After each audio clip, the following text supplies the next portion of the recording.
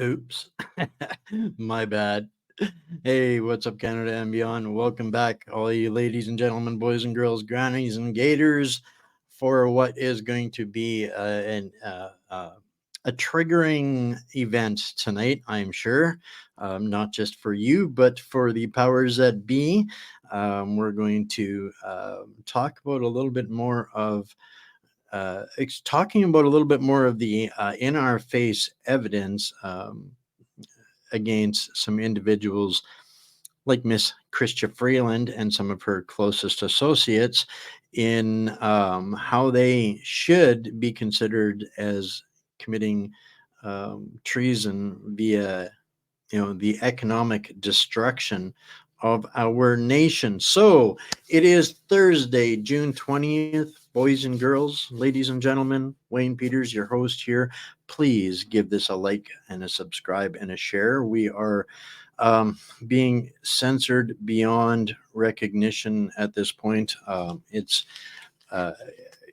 inspiring me to look into something different. And I'm hoping that maybe you guys will want to take part in this as well. But I'm interested in doing a Freedom of Information Act request at the highest levels for justification. And I want to know what they are talking about when it comes to What's Up Canada and Wayne Peters, because at this point, I don't believe in coincidence.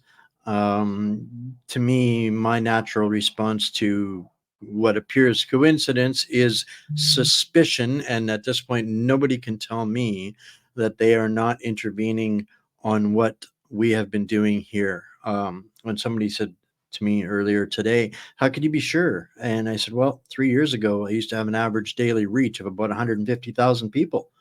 Now I struggle to reach 1,500 people, and we have continuously evolved the quality of the content and news and material that we have been delivering on this platform ever since. So nobody can tell me that people just don't like What's Up Canada and what it's doing. There's absolutely intervention going on, and I want to know about it. So I'm looking into it, and I may have to lean on everybody else out here for a little bit of help fulfilling this. I am absolutely looking for answers for everyone. So everybody out there, please give us a like, subscribe, and a share. This is a symbiotic relationship. Without you, this platform doesn't exist, and I exist to serve you. So chime in there from wherever you're tuning in from. I want to see how far we're reaching in different places. And so, yeah, hey, Wendy James from Lumsden, Saskatchewan, and from Nova Scotia, Cornwall, Ontario. These are all on Rumble. As you could see on my thumbnails now, we are banned from Facebook. I will not commit or comply or submit to Trudeau's demands to have the privilege to speak to everybody on Facebook. So, without further ado, that is kind of the segue into where we're going to start. As always, I want to hear some feedback too on how how I'm starting to assemble the shows with some theme and consistency, so we can develop and build on different stories. In part of the evolution process, the only place that I can uh, put it all together in one package, the stream and all of the links and resources, documents, and all of those things, is on Substack. So it's free to subscribe on Substack. That is one of the ways that you can help me keep this free for everybody else, as it does have a monthly subscription option that you can do there. But it's on this platform where I'm able to deliver the slideshow file that we all got to see last night, all of the documents that Jake was referencing, and anything that you need to know moving forward from the night before's show. That's where we can put it all together on a package. So I want this stuff to be ammunition for you guys as well, not just news. So the idea is that I can bring it to as many people's attention as possible, and from there, it's do with it, make of it what you possibly can. I hope the signal sticks with us tonight here. But yeah, so Substack is a great one to get plugged into. And then I want to remind everybody about Wimkin, independent platform built out of Pennsylvania. A friend of the show, Jason Shepard, who is one of us and absolutely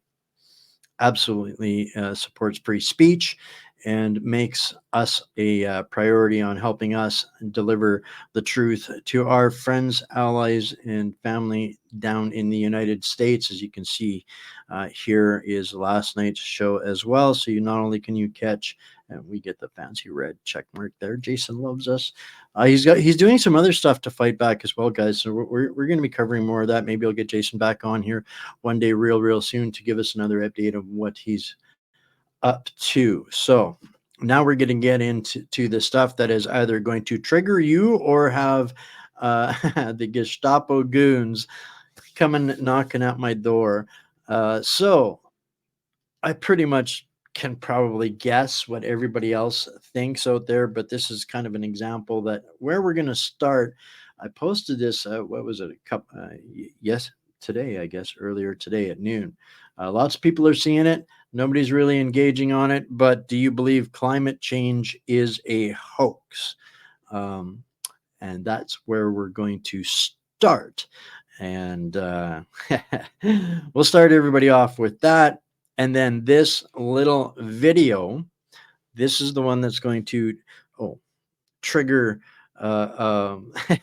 Miss Chrystia Freeland's censorship squads to maybe come knocking at my door. So we're watching to see how long it takes for that to happen, because they have tried almost everything else except gather me up to silence me, because I do things like this. And the reason, if anybody's noticed, I'm going to throw a quick plug in here because I got asked about this stuff and I got some really amazing feedback. If anybody's noticed me looking a little bit better, a little bit more hydrated, a little bit more energetic, a little bit more on the ball, a little sharper, it's because of this. It's hard to see here now. Oh, green screen.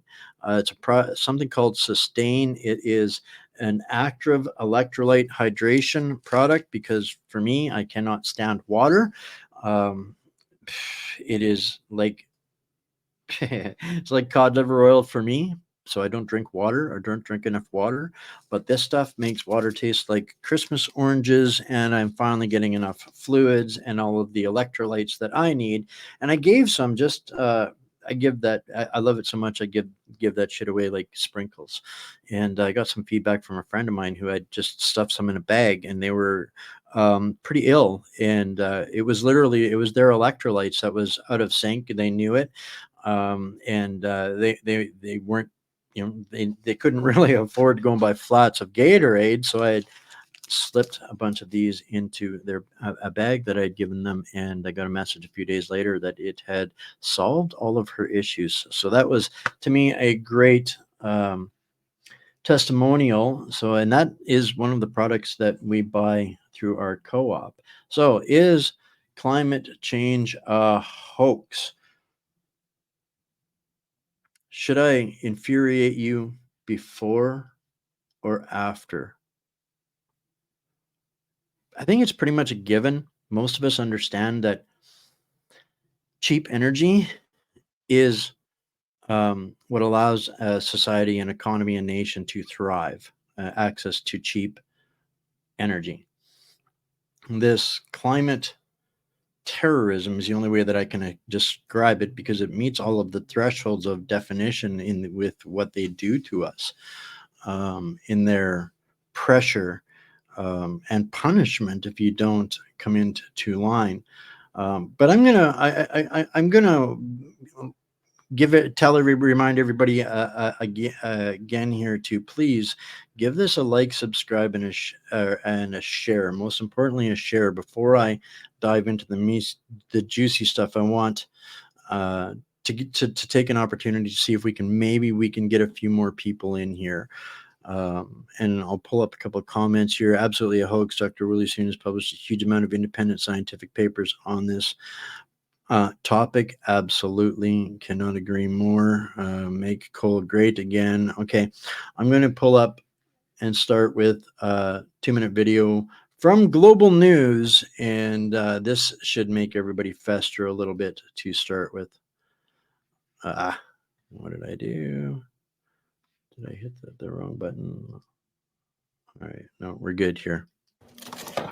Food insecurity isn't hidden at nonprofits trying to keep up with demand. This affordable produce market has more than doubled its patrons in 5 months of operation.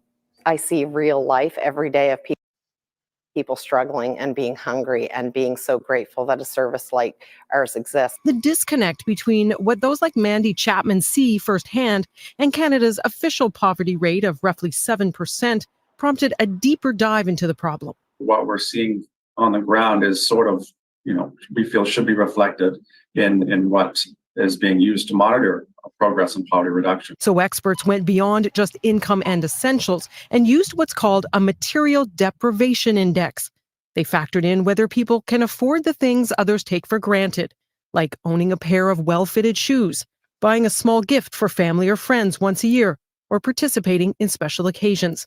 In the end, the report revealed Canada's hidden poverty rate of 25%. You're looking at close to 10 million people. And, that's 6 million more than the official poverty rate. The study also found 30% of young people, more than 44% of single-parent households, and 42% of renters can't afford at least 2 of the items on the deprivation list. And almost 24% are employed. I think this really uncovers more of the problem, because oftentimes somebody may be paying their rent, but they're paying the rent at the cost of the other things that they can't do. This community garden grows fresh food for those who can't afford store prices. Its executive director hopes the report will push policymakers towards long-term change. If I had the magic wand, I really think a guaranteed basic income is what we need. The report's authors believe this new measure of poverty can be used to design better government programs to meet the needs of Canadians overlooked until now. Heidi Petracek, Global News, Dartmouth, Nova. They're bamboozling people to make them ask for the government to guarantee their survival, instead of looking at the heart of the matter. Is people can't afford groceries because of taxes. Taxes take up most of the money, not even just the income. Most of the money is being siphoned off or extracted for the government. And I'm going to prove a whole bunch of this in just a couple of minutes, but I want people to be in the right emotional state when I give them the evidence as to who's actually responsible for this. It's not just one culprit, but this is a really big one. And we're going to pull up a clip here from it's a little bit longer, and we're going to have a lot to get through tonight, folks. So after this, I'm going to kind of hit it a little bit more faster and a little bit more furious. We've got a lot to cover. So on this one from the Sun, surprising enough, I'm going to address this, but in the last one, the point I wanted to make is we've got double the people using food banks and hoping for universal basic income, because if the government doesn't give them that, their next alternative that they're talking about is self-deletion through the MAID program, medical assistance in death. Oops. Yeah. So that's what they're forcing people into. These are deaths of despair because they're absolutely cornered and demoralized. And we're going to listen to a little bit more of an update on what this carbon tax and the crime that I'm going to show you in just a few minutes. What is going to be the cost of these crimes against our energy sector?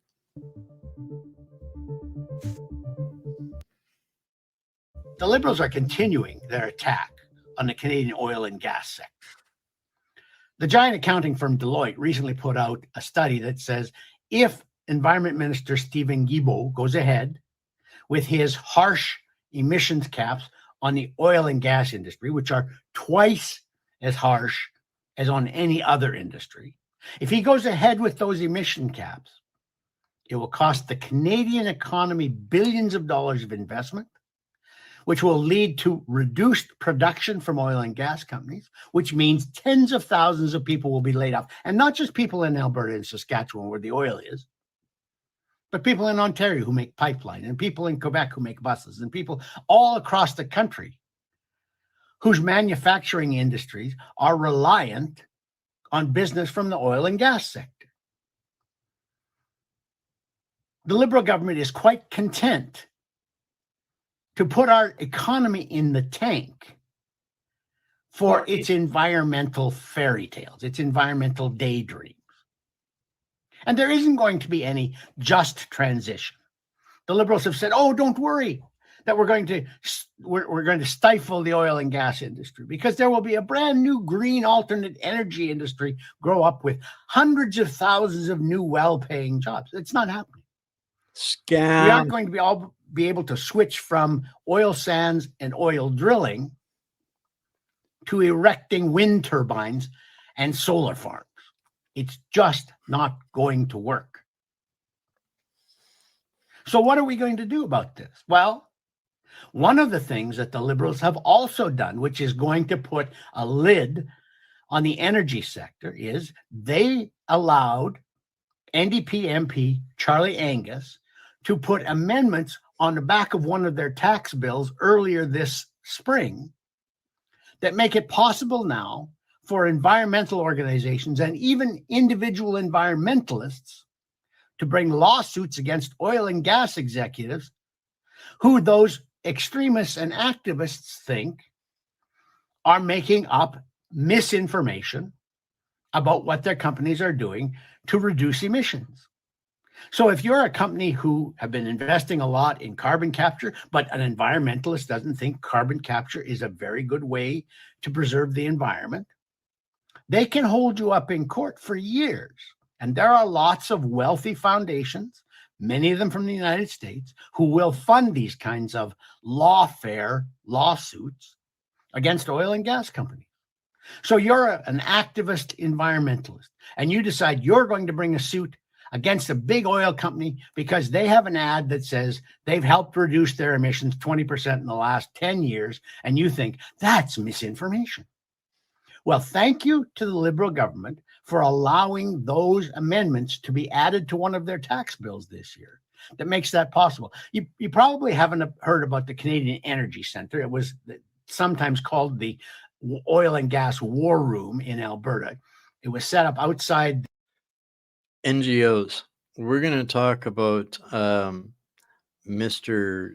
Climate Crusaders, collusion, corruption, conflict of interest, and what I would consider economic treason against Canadians. So buckle up, folks. the provincial government to counter an awful lot of the environmental propaganda that goes out against the oil and gas industry. And recently, the Alberta government brought it back into the bureaucracy. And people said, see, we told you that wasn't a good idea. That failed. They brought it back in because now, as a Crown entity, the people who work there are not subject to these lawsuits that can be launched by individual environmentalists and by activist environmental groups. The Liberals do not want the oil and gas sector to survive in Canada, but they have no alternative. They say that, well, we need to... Remember last week when I showed y'all where Deloitte was, and now you can probably understand why Deloitte's getting out of the oil and gas industry and into, what was it? Disease business. They're getting Deloitte's, leaving the oil and gas sector and going into the disease business. Wonder why. Control the oil and gas companies because they're like the tobacco companies. They made all sorts of false claims about their products back in the 70s and 80s, and that should never have been allowed. Yeah, but nobody fuels their vehicles with tobacco juice or heats their homes with cigarettes. If you put the oil and gas business out of business in the middle of a Canadian winter, you're going to be sitting in the dark, in the cold in your home, maybe burning the legs off your furniture to keep warm.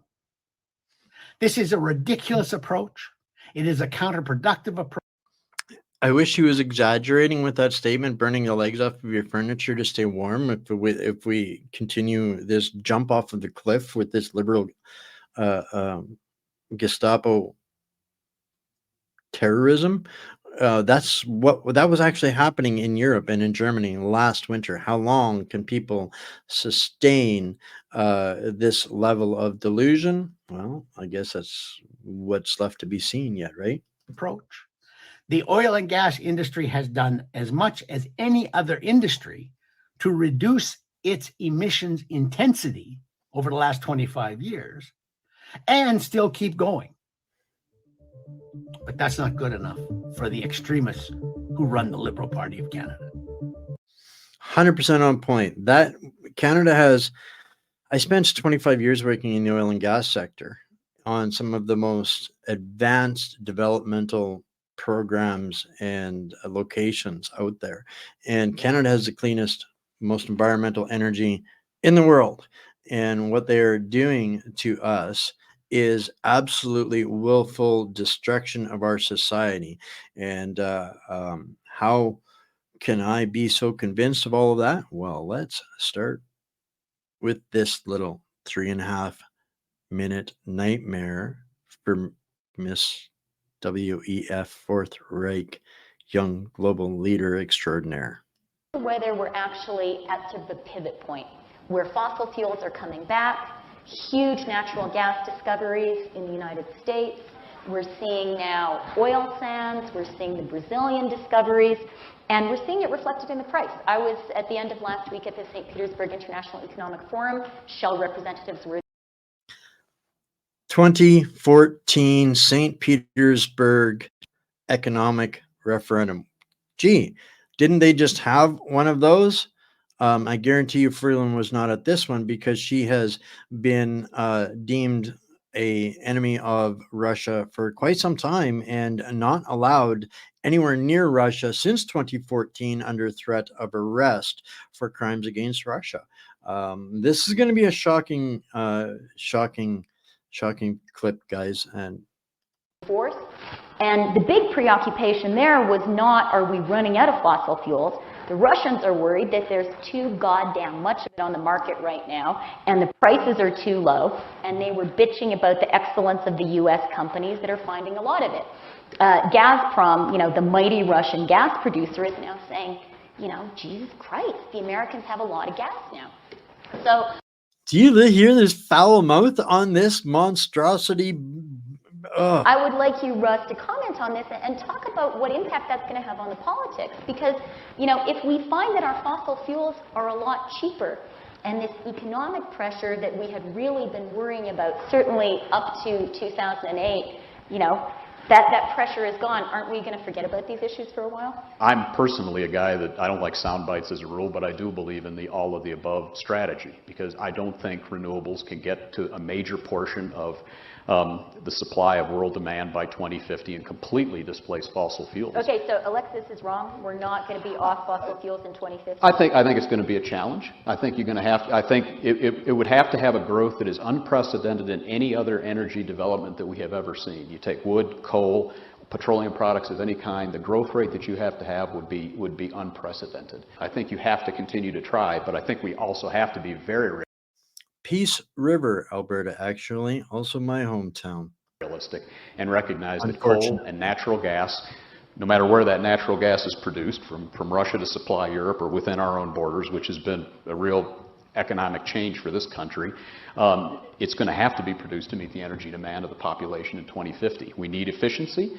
We need more supply, and if we continue on the rates that we've gotten both, we have an unsustainable gap that we will not be able to fill. So we're going to need the efficiency end, and we're going to need more resources, and it can't just be alternative. My name is Jamie Cox, and full disclosure, I work for Shell, and I am an evil big oil lobbyist. So I guess my question here... An evil big oil lobbyist. The sarcasm is noted. Lady, thank you for that, because this is exactly, I give you kudos for obviously being in a hostile environment and brave enough to go there and subject yourself to their delusions. Is how can we, having been on the government side, are there things that we're not doing that we should be doing? Okay, excellent. Let's start with that one. Richard, how can Shell lobbyists educate government officials better? I think that there are places that are maybe emerging where there's, politically feasible areas where progress could be made.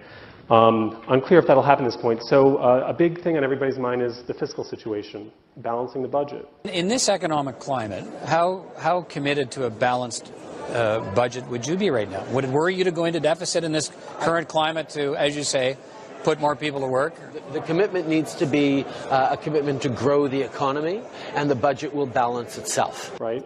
So whereas the notion of a carbon tax was, the T word tax is just like, the third rail of U.S. politics. But that's emerging, but not because of carbon per se, but because the government needs to balance the budget.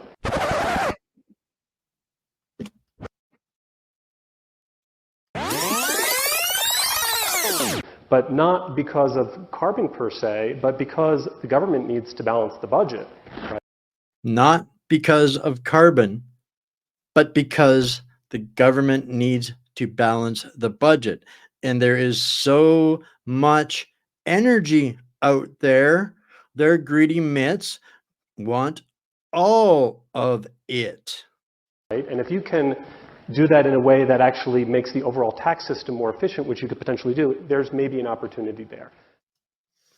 So she knows, absolutely she knows. And she is an absolute hypocrite and a liar and a thief and a fraud and an absolute scam artist. Absolutely scam detected. And I'm gonna show you guys, this is where enter stage left. The gnome himself from Montreal. Meet Environment Minister Gilbo's new team. This is going back to April 2022 with the recent release of the federal government's 2030 emissions reduction plan. Plenty of eyes are on Environment and Climate Change Minister Stephen Gilbo and his team, which includes 2 policy directors, Joanna Defoe and Michael Brewster.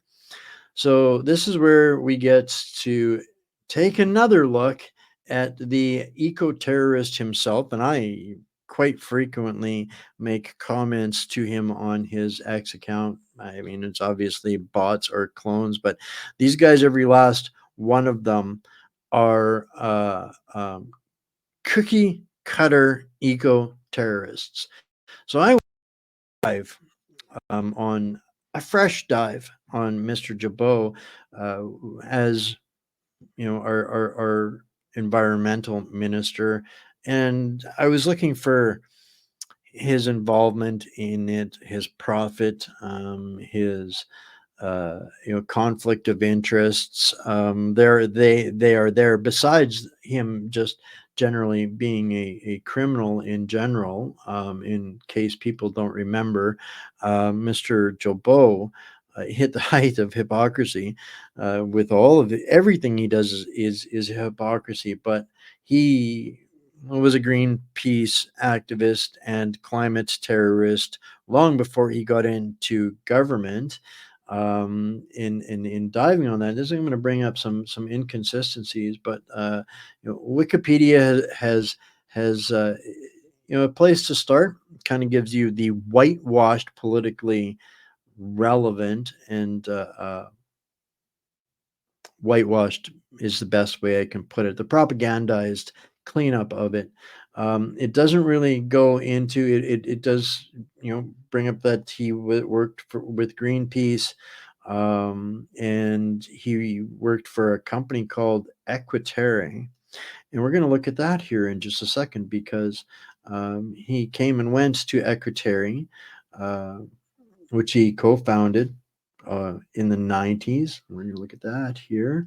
But this guy has evolved and grown up, and he's a big boy now, puts on big boy pants and gets big boy awards like the 2024 Government Climate Leadership Award, presented to Stéphane Jabot by Diane Sulzer, Canadian Country Manager of Climate Scorecard, for whatever that means. I haven't dug exactly into this little climate scoreboard gold ribbons club for them, but I do find this interesting. Ron Israel, the director of the climate scorecard. So some interesting stuff that we're going to pop up to and look at over the next coming days. And the point of sharing all of these little tidbits as we skip across the lily pads of the swamp creatures is to introduce people into more of the places where Mr. Crime Minister of Environmental Eco-Terrorism touches his little ghoul fingers. But yes, quite renowned for holding the Toronto police hostage for 5 hours after having scaled the CN Tower in Toronto in 2001. And I do believe that was before he got busted, which was also whitewashed, as I found out. Because I was in Alberta, sorry about that, guys, but part of my researching was looking at him in the Canadian Encyclopedia, and it mentioned, bragging him, giving him kudos and props for his work with Ekateri and the United Nations framework that he's adopted and participated in the 1995 Conference of the Parties in Berlin. We know he likes to travel around the world on your dime in jets and spend money on that. But when I was looking for all this, and this gives you, his report card, I guess, for eco-terrorism in the now accepted public space, but now he's has a political career.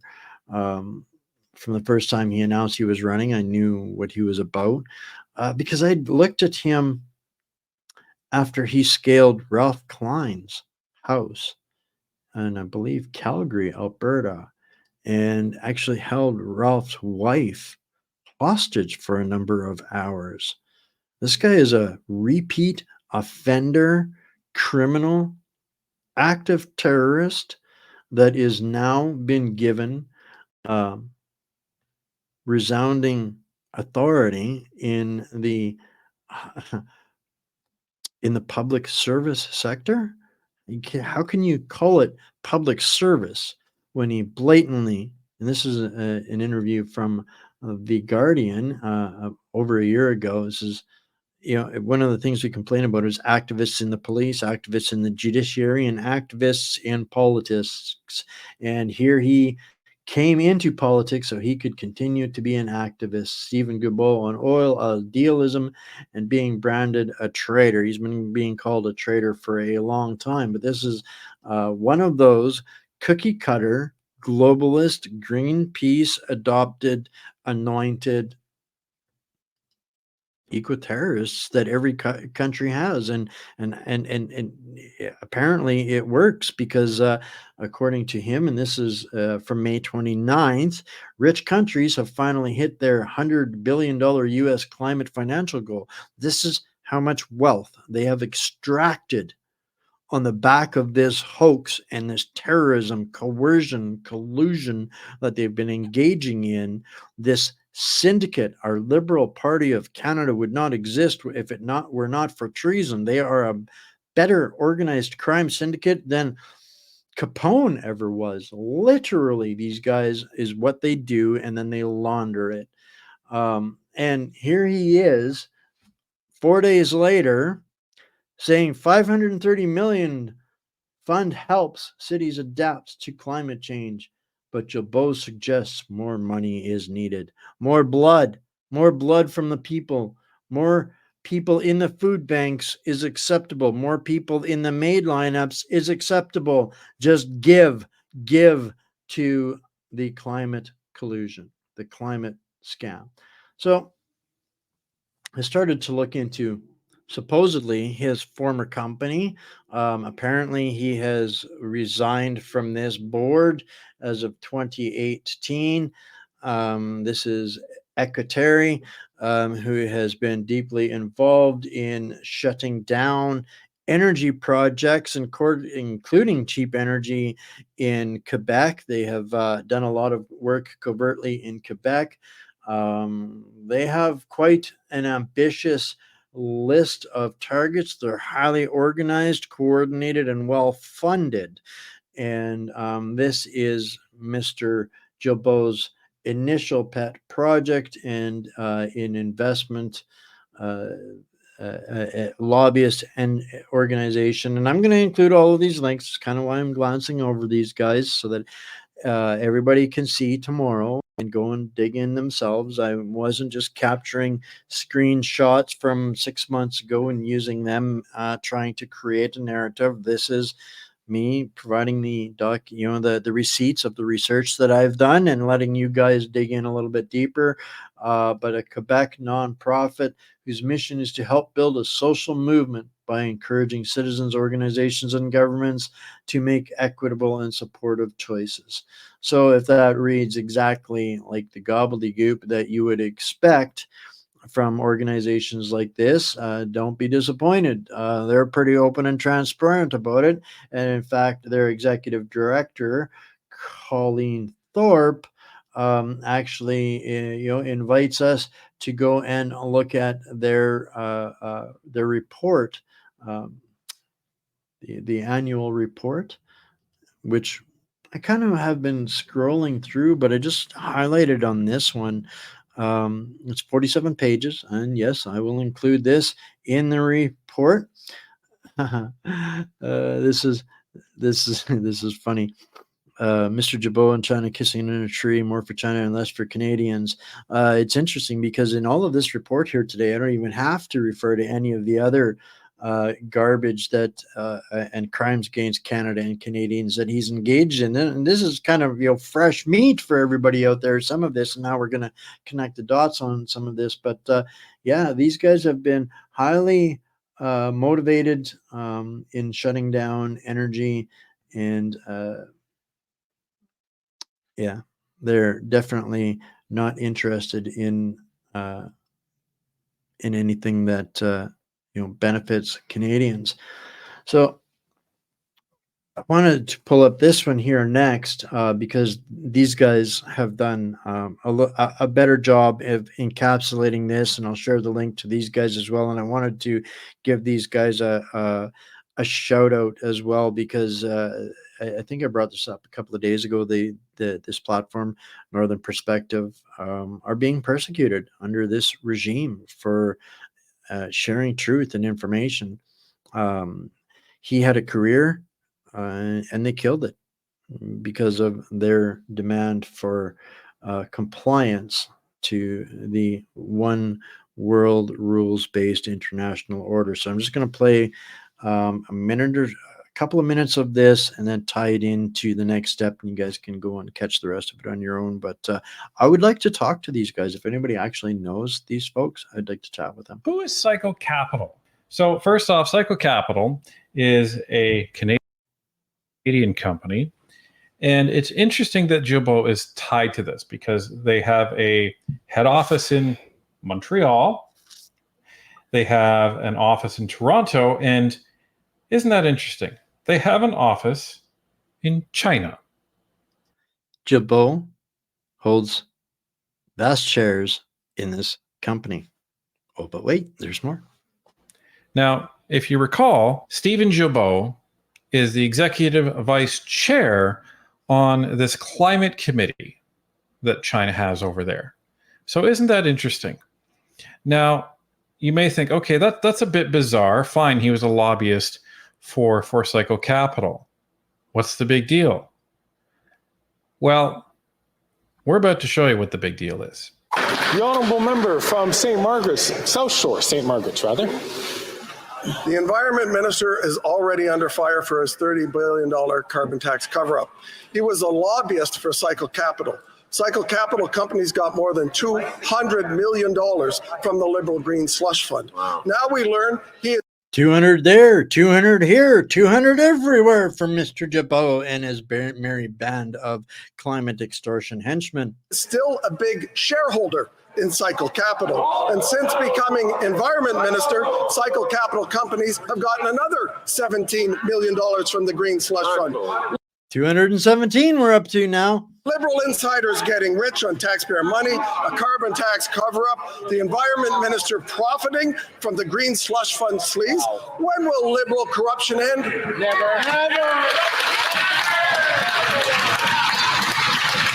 The Honourable Minister for Innovation. For the question, you know what's profiting for all the work of this government and all the members in this house is record investment in green technologies in this country, Mr. Speaker. We rank number 1 ahead of China for the battery ecosystem, Mr. Speaker, in this country, and have more. All right, that's where I'm going to leave that one off, and you guys can catch the rest of that on your own time. But a couple of points there that I wanted to make is now, without outlets like myself and these guys out there sharing this with you, would anybody know that he is a major shareholder in Cycle Corporation that has, in this exposure of conflict of interest, tuned into $217 million for Mr. Jabot's pet projects that are obviously only bent on destroying our energy wealth of Canada. So that's just one. And that commission that they brought up, what was it? The ICC, whatever it is. Actually, I think I have that pulled up a little bit further down the road. Oh, yes. This one. The ICCF. $217 million for these guys, which is another total globalist scam, philanthropic company. And what makes these guys, dangerous is this is the exact same wash, rinse, repeat that we see in the gobbledygook, how they fake the pseudo the pseudo grassroots organizations. We never hear about it, but they manufacture the crisis, put their options out in an echo chamber, so the general public doesn't get a chance to respond to it, and then they get the approval that they're looking for. So it's the ICCF that works directly with, the ICFC that works with this. This is the front, the shell to the money laundering for all of that is created, manifested, and designed in the Avatar universe to project mass approval. This is what, the Kool-Aid that all of the clone troopers on Death Star, World Economic Forum, World Reset agenda all drink from that same Kool-Aid, and this is how they project and manifest the illusion of consent. Meanwhile, kind of basically pillaging, and their net worth just keeps going up. So this was where I was looking at, does Stephen Jabot work with any charities? And it just takes me back to the wash, rinse, repeat cycle of the stuff that has been whitewashed, not talking about anything since he's come into office. Complete cover up. And in one of the House committees, when it came to Mr. Jabot sitting as the head of this committee, was appointed by Mr. Trudeau, there was 238 conflict of interest issues recommended, reasons why Mr. Jabot was not given this chair of this committee. And since Mr. Jabot was given the reins of this organization, we have seen billions of dollars, billions of dollars of US, or pardon me, of Canadian wealth, our future, stolen. And that isn't enough, but now they implement the penance of the tax, of every intent to destroy every bit of the future. And I have to go and look, how much are these guys worth? I went looking. What is Stephen Jabot's net worth? Here it says about $4 million. And get onto my friend Bill Tuft's page and find out, somebody else is thinking and asking some of the same questions. Stephen Jabot, well, 4 million. I haven't looked into the rest of these, but I have no reason to doubt it at this point. Now I'm even more curious. Now I'm going to go and look into more of this, and I'm hoping a bunch of you will too. But Chrystia Freeland estimated at 5 million. Jagmeet Singh, 78 million, and Trudeau, 385 million. It should be noted that Freeland's worth is very guarded and difficult to find. That's because she is so deeply entrenched in the Ukraine diaspora, that is like, that's a whole other entity, and I have to be careful on how I speak this because I don't want to take any credibility away from this. But this is how they launder the money, guys, to the politicians like Trudeau and Guilbeault, and up and coming stormtroopers like Stephen Guilbeault. They have boards of directors, all of these people working harmoniously off of being parasitical organizations, at the hands, or at the, on behest of the young global leaders like Chrystia Freeland herself. And this is where we have to be so careful. Even if we get a grip on this right now,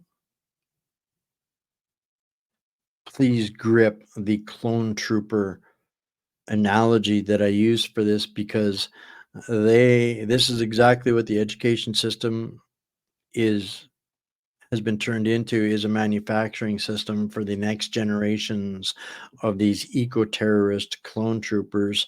And if you don't believe me, you're going to get introduced to one here now, who is claiming taking part of the defacing Stonehenge, definitely leaving a mark on history. But we'll listen to this, and you tell me if this is something we need to be concerned with going forward. My name's Neve. I'm 21, and I'm a student at the University of Oxford. Again, today, I'm taking action with Just a Vote to demand that the UK government. My name's Neve. I'm 21, and I'm a student at the University of Oxford. Today, I'm taking action with Just a Vote to demand that the UK government commits to signing the Fossil Fuel Non-Proliferation Treaty and promises to stop burning fossil fuels by 2030. To refuse to do so is to warrant death, destruction, and suffering on an absolutely immense and immeasurable scale. Today, we'll be taking action at Stonehenge the day before the solstice. For thousands of years, people have come to Stonehenge on the solstice to celebrate our natural world, to celebrate the beauty of our natural world. But I can't help thinking, what does it look like today, and what the heck have we done to it? These stones have stood here for 5,000 years. What will the world look like in 5,000 years' time? What will our legacy be? It's becoming ever more clear that we end the fossil fuel era, or the fossil fuel era ends us. These kids are terrified. They're terrified, and they're becoming criminals against reason and necessity. They are willing to sacrifice society through lies, or through the programming that's been foisted upon them. That's literally where we're at with these guys. These kids have been weaponized against reality. And just grabbing a hold of common sense through thinking through changing a politician is going to change the culture that's driving this climate cult. We have a lot more work than just voting out a politician.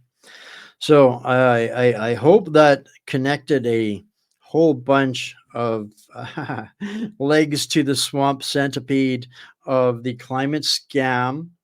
The front companies, organizations, nonprofits, just a couple of them of the 170,000 that we discovered last week, are literally creating profit for public servants that are in office to serve Canadians, but are literally using that power to destroy Canada while aligning the pockets of the fellow members of their own syndicate. You got here, Don Jr. Charities work great regarding money laundering, absolutely, and kicking back tax-free money back to billionaires like Bill Gates, who just love the United Way for donating money to. Say it's all of that and more.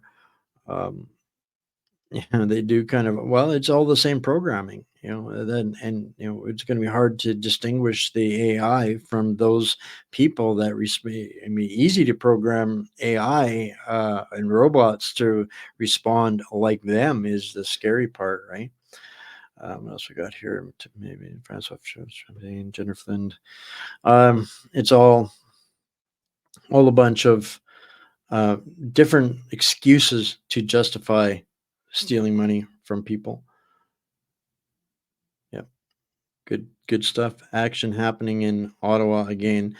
Carbon taxes, money laundering to safe keep money so politicians have their pensions secured. Everyone, yep, shit out of luck. Everybody else, shit out of luck. And now they want to literally make it a crime for trying to defend big bad oil. So it's an absolute clown show of insanity when it comes to the desperation that they are to destroy our country. So we've got a lot of work to do, but I wanted to take a quick run through from some of the Cole's notes of what's driving the cabal on the outside of Canada. This, we spend a lot of time looking at the corruption, the collusion, the connection of the bandits serving Klaus Schwab in this manufactured destabilization of Canada in order to achieve their great reset. That is, these guys, they're literally stealing your money to fund lobbyists to tell the rest of the world to leave Canadian energy alone. So if that isn't treason, y'all tell me what is treason. So that was kind of the point of the show tonight, is I wanted to ask you guys all, is this or is this not treason when we have confirmed infiltrators from unelected foreign entities leveraging false information in order to devastate and control our population and remove all of its wealth, while doing so using the proceeds of these crimes, the wealth generated from these crimes, to launder it into appearing to be legitimate campaigns and lobbying for alternative energy, and to intimidate other nations internationally to not do energy business and trade with Canada. If that is not treason, somebody please explain to me why. All right. So again, all of this is going to be in the Substack tomorrow. I hope people take bits and pieces of this and expand on it. Get subscribed over there. It's the only place where you're going to be able to get it all in one place. So I'm going to take a couple minutes here to close the show out, to kind of bring a bit of an update.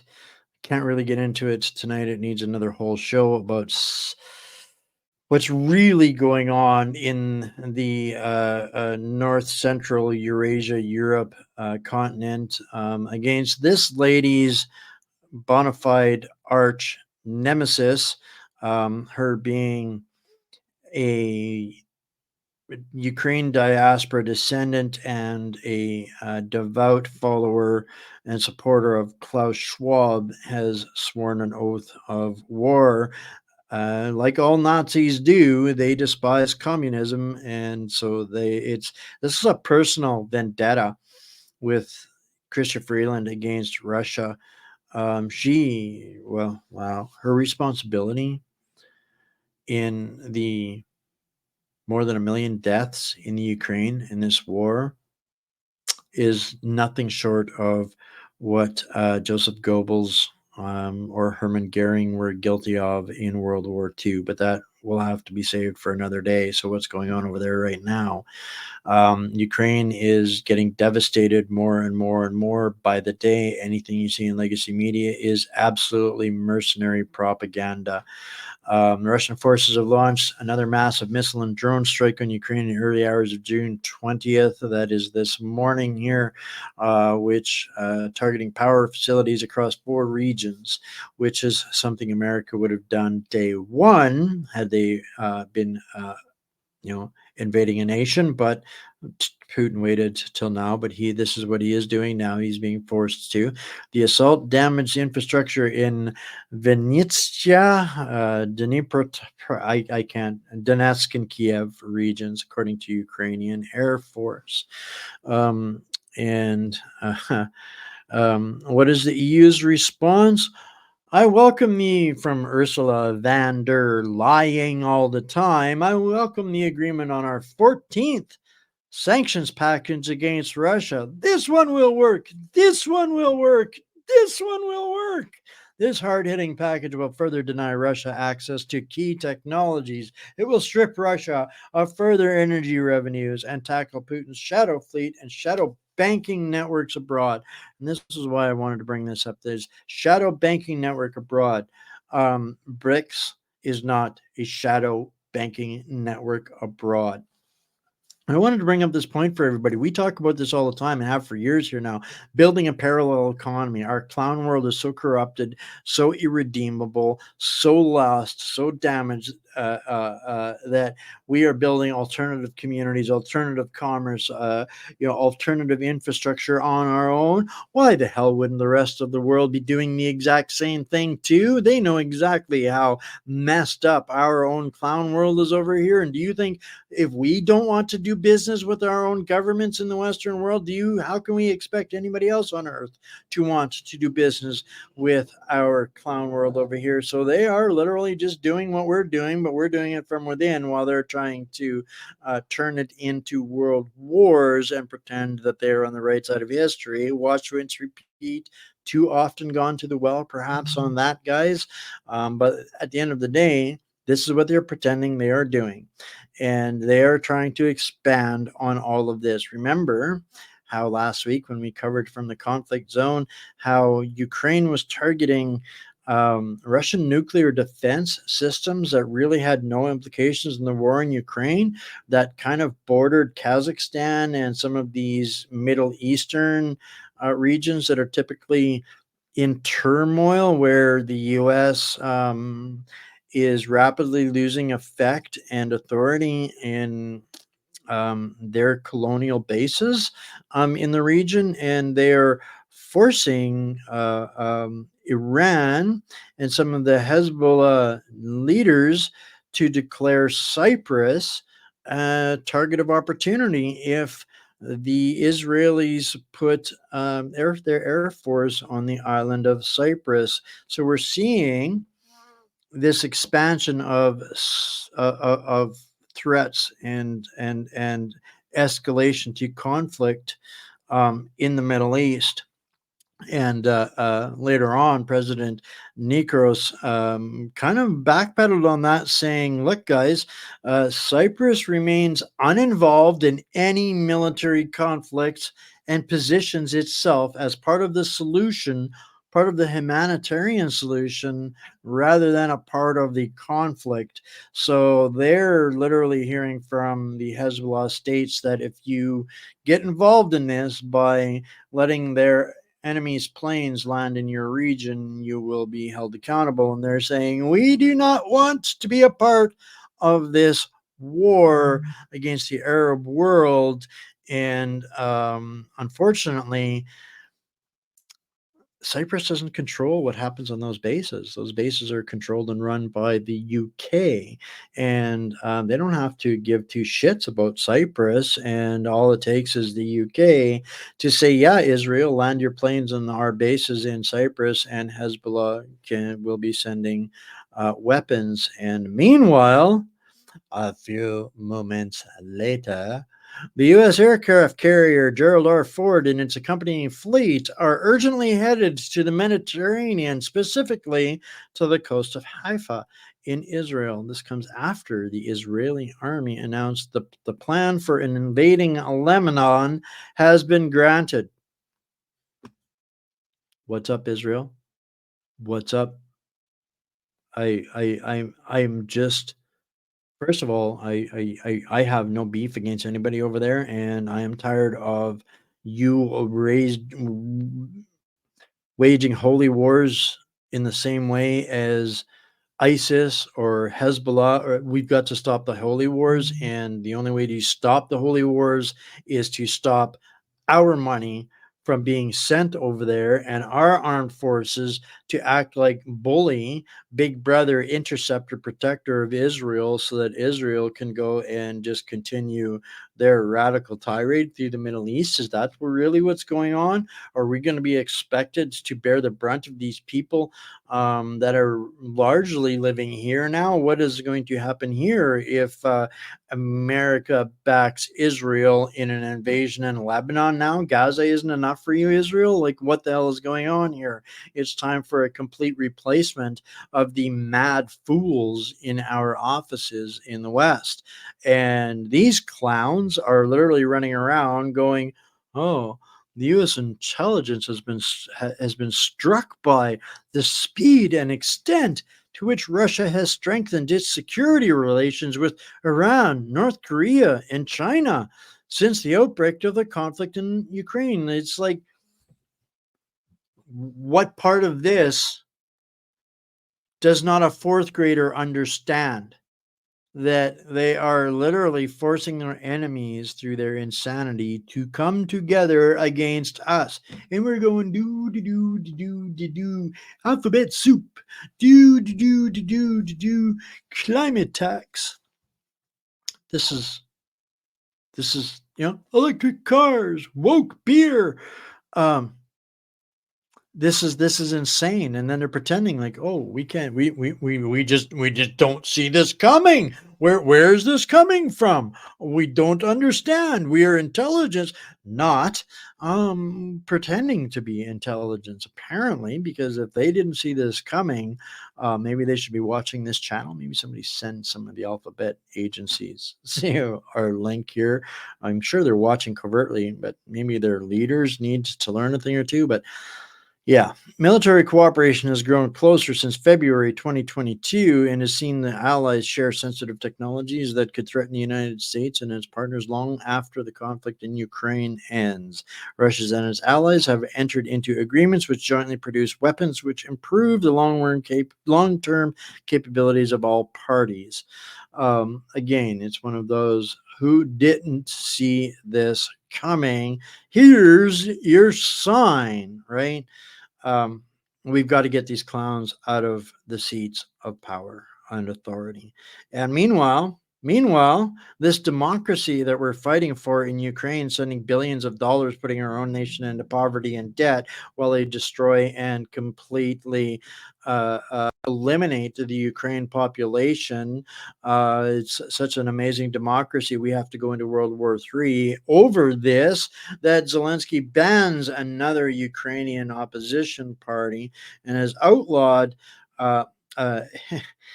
another political force amid questions about the legitimacy of the government. Not only did they ban another party, but they ordered the seizure of its assets at the request of the Ministry of Justice. guys, that is the Ukraine war that we are fighting and sending all of our resources and our future wealth and picking the wrong side of history. And I think people are starting to figure it out. And that, in essence, while Trudeau is here boasting about sending whatever is needed, including boys, and America tries to reinstitute the draft to send boys over to Ukraine to die there to cover up their conquest of Ukraine for BlackRock, and cover up the crime sprees of our Western leadership. We're seeing Europe take this hard shift away, and saying, no, we'll commit to sending some bullets, but yeah, no, we're not sending any troops over there. And that is what Europe is truly, really not sending boys to. And the political shift and the elections turning is because they see this escalating. They have a long memory of World Wars II and I, and they do not want their future generations dying in Biden's scam bullshit war. And yeah, I'm not getting into the micros and the semantics of that. I'm trying to give people what they need to understand and deal with the propaganda, gaslighting, and lies that are out here. And this one here, last article for the day, I believe, guys, is Russia's intelligence is, and I mean, it wasn't really them that said this, but it's others that have been saying this, and they're kind of agreeing with it, that the West plans to replace Zelensky with Mr. Zelensky because he is more controllable and manageable and might buy them some more time for the conflict in Ukraine. Yeah, so at the end of the day, that's the mad dash across the lily pad of clown world, and what they are trying to use to deceive all of us into being the unwitting fools that allow World War III to take place. World War III won't be much of a war. If it goes nuclear, it will be one day of conflict, and nobody wants that. And this is why shows like we had last night with visionaries like Jake Jackson that are showing us a way out, not telling us what to do. They're showing people and helping and willing to help along the way to get to a point of renaissance rather than revolution.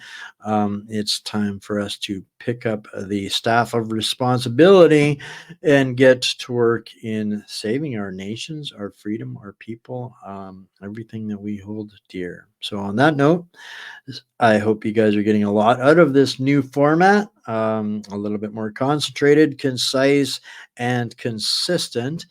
And if I do want to throw a quick shout out to a couple of folks, Jay, Carmen, Allison, Catherine, and another Catherine, for seeing the value in what we do here and helping us to keep going with a donation at donate@whatsupcanada.org. That is how we're able to keep doing what we do in spite of everything that they abuse us with. And on that note, I love you all. Stay mighty, my fellow patriots and hostages, and we will see you tomorrow for Bankers, Bandits, Bullion, and Bucks with Royce.